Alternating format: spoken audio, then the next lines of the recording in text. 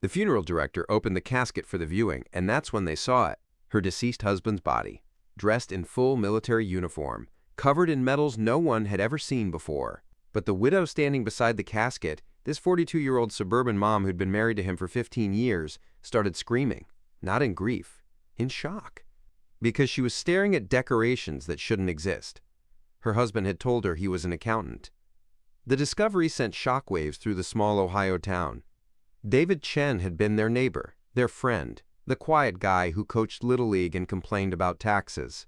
But the uniform in his casket told a different story, one his own wife didn't know. Rachel Chen had found her husband collapsed in their garage. Heart attack. 47 years old. Gone before the ambulance arrived. The shock was devastating, but she'd gone through the motions of funeral planning in a grief-numbed fog, making decisions about flowers and services while their 2 children cried in the next room. The military had called. She'd been confused. "Mrs. Chen, we understand your husband passed away. We need to discuss the funeral arrangements." "I think you have the wrong family. My husband was an accountant." Long pause. "Ma'am, we need to meet with you in person." 2 officers had arrived at her house that evening. They sat in her living room, surrounded by family photos showing David at barbecues, birthday parties, soccer games. Ordinary life. Ordinary man. "Mrs. Chen, your husband was Lieutenant Colonel David Chen, United States Army Special Forces. His death triggered protocols that require us to inform you of his classified service." Rachel had stared at them like they were speaking a foreign language. "That's impossible." David worked at Morrison Accounting. He went to the office every day. He did taxes. The officers exchanged glances. That was his cover. "Your husband spent 15 years working deep cover intelligence operations. Morrison Accounting was a front established by military intelligence." "No." Rachel stood up, backing away from them. "No, that's insane. I knew my husband. We had dinner together every night. He helped with homework. He complained about spreadsheets and difficult clients. You're talking about someone else. Ma'am, we understand this is difficult, but we need your permission to honor his service at the funeral. He has decorations. Stop. Just stop." Rachel's voice cracked. "If this were true, if my husband was in the military, I would have known. There's no way he could have hidden that for 15 years. The senior officer pulled out a file. "Your husband's cover was so deep that even his family couldn't know. He chose this assignment knowing it meant living 2 completely separate lives. We're sorry you have to learn this way." Rachel had thrown them out, told them they were crazy, refused to believe a word. But then the funeral home called. The military had delivered a uniform and requested it be used for the viewing. Rachel had gone to the funeral home to stop them, to dress her husband in the suit she'd selected, to maintain the illusion of the life she thought they'd shared. That's when she saw the uniform laid out, the medals, the ribbons, the rank insignia, and on his chest, decorations that even Rachel's limited knowledge recognized as significant. Purple Heart, Silver Star, Bronze Star, with V device for valor. She'd called the officers back. They arrived within the hour. "Explain this to me, every single detail, because either my entire marriage was a lie, or you're telling me something impossible," they explained. Deep cover intelligence officers working inside the United States, maintaining civilian identities while running operations against domestic and international threats. David had been recruited out of the actual Morrison accounting firm, where he'd worked legitimately for 2 years. His talent for pattern recognition and data analysis made him perfect for intelligence work.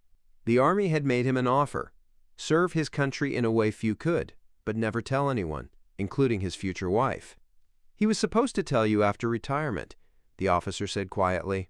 "He had 3 years left. He planned to explain everything then." 3 years, Rachel whispered. "He was going to let me believe a lie for 3 more years?"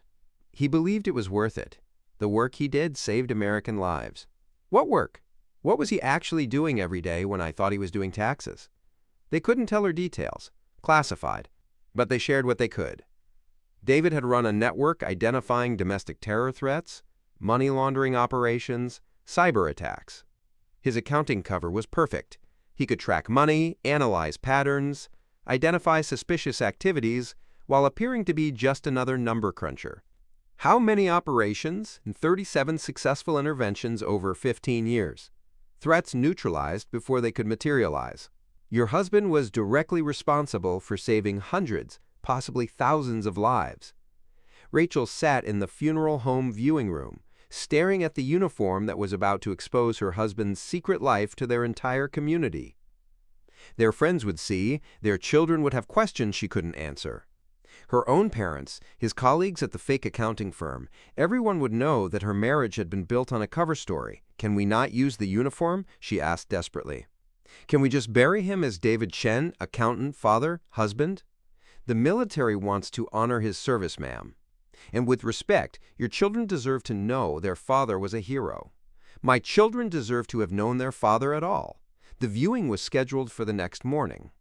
Rachel had a choice: allow the military funeral with full honors, exposing the lie to everyone, or insist on a civilian funeral and bury the truth forever. She spent the night awake, going through David's things with new eyes. The home office where he'd worked on spreadsheets, how much of that was real accounting and how much was intelligence analysis? The business trips he'd taken, had those been operations? The late nights he'd blamed on tax season, was he actually stopping terror attacks? She found a locked drawer in his desk she'd never noticed before, used a hammer to break it open. Inside, a second phone, encrypted, documents with redacted sections, photos of people she didn't recognize, a journal written in what looked like code, and a letter addressed to her, marked, "To be opened only after my death or retirement." Her hands shook as she opened it. Rachel, if you're reading this, I'm either retired or dead, and you finally know the truth. I'm sorry. That's inadequate, I know, but I need to start with that. When I was recruited 15 years ago, I was told the work was critical and the cover had to be absolute. They gave me a choice: decline and continue my real career, or accept and live a double life. I accepted because I believed, and still believe, the work matters, but I didn't expect to fall in love. They trained me to maintain cover under any circumstances, but they couldn't train me for you. When we met at that coffee shop, when you laughed at my terrible attempt at small talk, when you agreed to dinner, despite every sign that I was awkward and nervous, I wasn't acting. That was real. I should have walked away. Deep cover operatives aren't supposed to marry. It complicates everything, puts civilians at risk, makes the cover harder to maintain. But I couldn't walk away from you. So I asked my handlers for permission to propose. They said yes, with conditions. You could never know. I could never tell you. And if my cover was ever compromised, they would extract me immediately, and you would never see me again. And I chose you anyway. And then we had the kids, and my double life became even more complicated and more meaningful. Every operation I ran, every threat I helped stop, I did thinking about keeping our family safe. The accounting work was real. I actually did people's taxes, maintained legitimate clients, complained about the IRS. But that was maybe 40% of my workday. The rest was intelligence analysis, running sources, identifying threats. The hardest part wasn't the work. It was the moments when you would ask about my day, and I had to lie. When you were worried about money and I couldn't tell you that the military was supplementing our income. When you thought I was stressed about tax deadlines, but I was actually dealing with information about an imminent attack. And I'm sorry for every lie. I'm sorry you had to find out this way. But I'm not sorry for the work. It mattered. And I'm not sorry I married you, even though it meant living this impossible double life. If you're reading this after my death, please tell our children I love them more than any mission. Tell them their father's real work was protecting people like them. And tell them that being an accountant was the best cover story a spy ever had. And I love you. That part was never a lie. David and Rachel stood beside the casket, the letter folded in her pocket, as mourners arrived for the viewing. She'd made her decision. The military uniform would be used. People would see. Questions would be asked. The truth would be told. Her mother arrived first, stopped dead when she saw the uniform. "Rachel, what is this?" "Why is David in a military uniform?" "Because he was military, Mom. He was a lieutenant colonel. Special forces, that's impossible." "He was an accountant. He was both. It's complicated. Word spread through the viewing room. Friends, neighbors, colleagues from the fake accounting firm, all staring at the medals, the uniform, the rank insignia that indicated a career none of them had known existed. And Tom Morrison, David's supposed boss at Morrison Accounting, approached Rachel. She braced for his confusion or accusation. Instead, he stood at attention and saluted the casket. "You knew?" Rachel whispered down. "The whole firm is a front, Mrs. Chen. We all knew. We were all part of maintaining the cover." He lowered his voice. "Your husband was one of the best officers I ever served with. I'm sorry you're learning this way." Rachel's world tilted further. The accounting firm? All of it was military intelligence. David's colleagues, his boss, the clients she'd met at company picnics. How many were real and how many were cover? Her children, 13-year-old Emma and 10-year-old Jason, stood beside her, staring at their father's uniform with confusion and growing anger. "Mom, what does this mean?" Emma demanded. "Dad was a soldier?"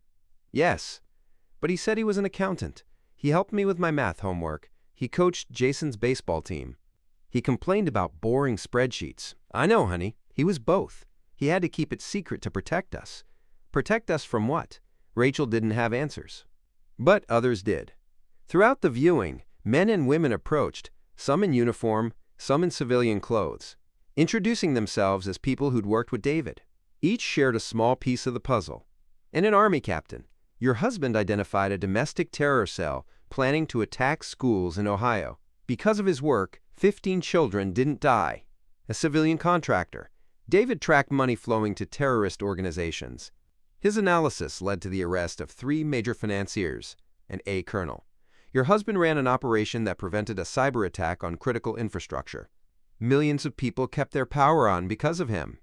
Each revelation made the double life more real and more impossible. The man she'd thought was her husband, quiet, boring, spreadsheet-obsessed, had been preventing disasters while complaining about tax law changes. The funeral the next day was full military honors. A 21-gun salute, taps played, the flag folded and presented to Rachel. Representatives from units David had worked with attended, filling the church with uniforms and medals that seemed to belong to a different reality. During the reception, a retired general approached Rachel privately. "Mrs. Chen, your husband's work remains classified, but I want you to know he was offered extraction multiple times. We told him the cover was too risky, that maintaining a family while running operations was unsustainable. He refused every time. He said his family was why he did the work, and he wouldn't abandon either. He abandoned me every day by lying," Rachel said bitterly. "I know it feels that way. But he carried the weight of those lies so you could live normally. That was the sacrifice, not his life in danger, but living divided between 2 realities and never being able to share the burden."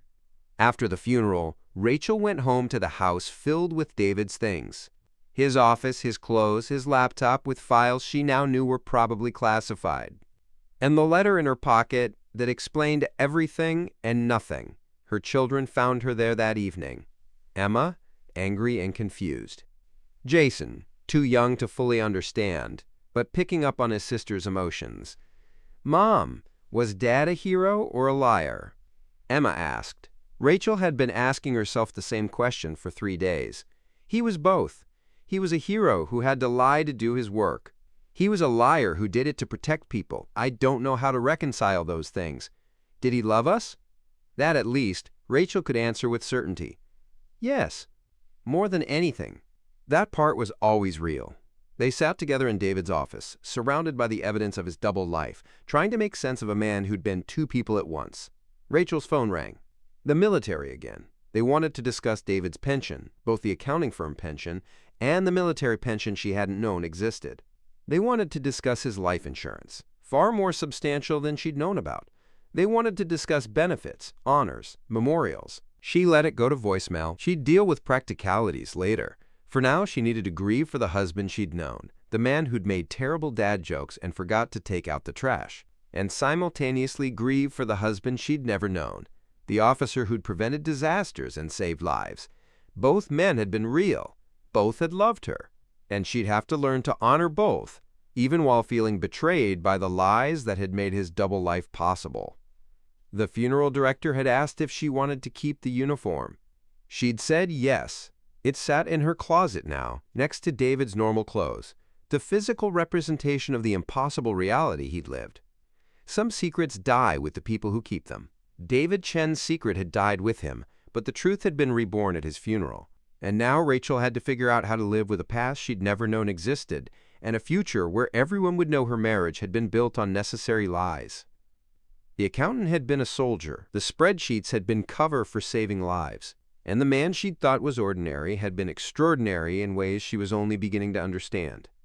If this story moved you, let us know where you're watching from in the comments below. And don't forget to like and subscribe for more hidden truths revealed.